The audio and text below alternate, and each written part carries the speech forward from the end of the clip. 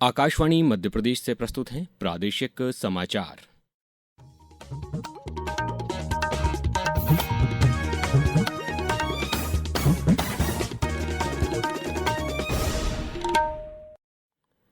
नमस्कार, समाचारों के साथ मैं अभिषेक कटियार। प्रधानमंत्री नरेंद्र मोदी ने कहा है कि विभिन्न पवित्र स्थलों पर भगवान शिव से जुड़ने का उन्हें बार बार सौभाग्य मिला है। इंडोनेशिया के प्राम्बानन मंदिर में सभा को संबोधित करते हुए उन्होंने सोमनाथ ज्योतिर्लिंग को अपने लिए विशेष महत्व का बताया। उन्होंने कहा कि वाराणसी में काशी विश्वनाथ महादेव के आशीर्वाद से उन्हें हमेशा मार्गदर्शन मिला है। केदारनाथ और महाकालेश्वर मंदिर के पुनर्निर्माण में योगदान को भी उन्होंने अपना सौभाग्य बताया। योग्यकार्ता के इस भव्य मंदिर कॉम्प्लेक्स का जब हम पुनर्निर्माण का काम करने जा रहे हैं और ये यूनेस्को का वर्ल्ड हेरिटेज है, दुनिया के दूर दूर क्षेत्रों में कहीं पर भी जाएं, हमें कहीं न कहीं भारत की सांस्कृतिक विरासत के दर्शन होते हैं। ये पूरे साउथ ईस्ट एशिया का दूसरा सबसे बड़ा हमारी विरासत की पहचान है। मुख्यमंत्री डॉक्टर मोहन यादव आज धार जिले के पीथमपुर औद्योगिक क्षेत्र में लियुगोंग इंडिया प्राइवेट लिमिटेड के नए विनिर्माण संयंत्र का भूमि पूजन करेंगे। चीन की अग्रणी निर्माण उपकरण कंपनी गुमांगशी लियुगोंग मशीनरी की भारतीय इकाई 272 करोड़ रुपए के निवेश से यह संयंत्र स्थापित कर रही है। नया संयंत्र लगभग 20 एकड़ क्षेत्र में विकसित किया जाएगा। प्रारंभिक चरण में यहां हर साल 6,500 निर्माण उपकरणों के उत्पादन की क्षमता होगी, जिसमें मुख्य रूप से एक्सकवेटर बनाए जाएंगे। मुख्यमंत्री डॉक्टर मोहन यादव की अध्यक्षता में आज हुई कैबिनेट बैठक में कई अहम फैसले लिए गए। प्रदेश सरकार के एमएसएमई मंत्री चैतन्य कश्यप ने बताया कि सरदार सरोवर योजना का 30 से 40 साल पुराना विवाद सुलझा लिया गया है। अब गुजरात 75% लागत वहन करेगा। उन्होंने बताया कि ज्ञान भारतम योजना में प्रदेश पांडुलिपि संकलन में देश में पहले नंबर पर है। टीकमगढ़ से जम्बूद्वीप का नक्शा और बुरहानपुर से 220 वर्ष पुरानी श्री भागवत गीता पांडुलिपि मिली है। वहीं जलगंगा संवर्धन अभियान में साल करीब 7 करोड़ परिवारों की भागीदारी और 10,600 करोड़ रुपए से अधिक का व्यय हुआ। केंद्रीय गृह मंत्री अमित शाह की मौजूदगी में कल नई दिल्ली में नर्मदा अवार्ड के लंबित भुगतान पर ऐतिहासिक समझौता हुआ।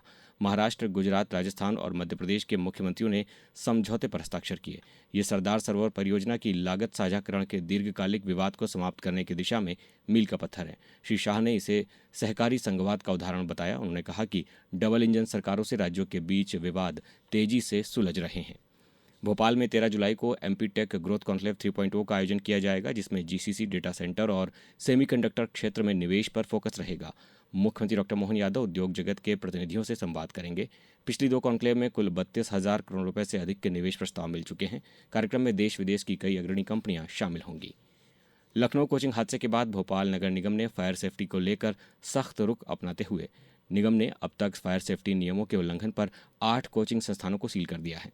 अन्य संस्थानों को 15 से 30 दिन में कमियां दूर करने के निर्देश दिए गए हैं। सभी भवनों में फिक्स फायर फाइटिंग सिस्टम और 2 सुरक्षित इमरजेंसी एग्जिट अनिवार्य होंगे। कड़ी सुरक्षा के बीच आज अमरनाथ यात्रा के लिए श्रद्धालुओं का 7वां जत्था जम्मू बेस कैंप से रवाना हुआ। यात्रियों में बाबा बर्फानी के दर्शनों को लेकर भारी उत्साह देखने को मिला। अब बात करते हैं मौसम की। प्रदेश में मानसून पूरी रफ्तार से सक्रिय है। पन्ना, छतरपुर, खंडवा समेत कई जिलों में बाढ़ जैसे हालात हैं। मौसम विभाग ने आज श्योपुर, शिवपुरी, गुना, अशोकनगर, सागर और टीकमगढ़ में अति भारी बारिश का ऑरेंज अलर्ट जारी किया है। अगले 4 दिनों तक भारी से अति भारी बारिश की संभावना है। अब कुछ समाचार संक्षेप में। आगरमालवा जिले के नलखेड़ा स्थित मां बगलामुखी मंदिर में दान चढ़ावे की गड़बड़ियों की शिकायत पर जांच समिति बनाई गई है। कलेक्टर प्रीति यादव ने 3 सदस्यीय समिति गठित की है, जिसके अध्यक्ष सीईओ बीएस सोलंकी हैं। आगरमालवा जिला पुलिस ने कल जिले भर के स्कूलों, ग्राम पंचायतों और सार्वजनिक स्थलों पर सेफ क्लिक 2.0 जागरूकता कार्यक्रम का आयोजन किया। इसी प्रकार से रायसेन में भी सेफ क्लिक 2.0 साइबर जागरूकता अभियान का समापन कल किया गया। नर्मदापुरम के पिपरिया रेलवे चिकित्सालय और रेलवे स्टेशन पर जबलपुर रेल मंडल द्वारा टीबी जागरूकता कार्यक्रम का आयोजन किया गया।